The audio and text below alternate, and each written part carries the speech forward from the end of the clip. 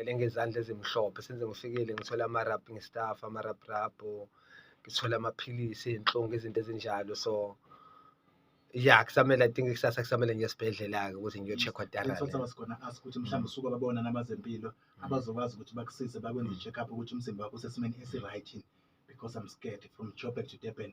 This is no baby's play, I won't lie to you. Ya ngiyakhona kusasa mntaka babona amakhaza angenile emzimbeni, angenile kakhulu.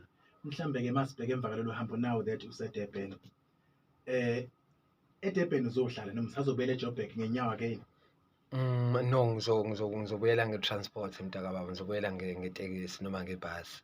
So currently ikhona into obhizi ngayo la eKZN since ufikile? Nje since ngifikile ngilungiselela ukuqedela ifilimu lami Umshana, uyadunga i-reshoot ifilimu Umshana. So 7-8 sobe siqedela lona cause silenzile last year.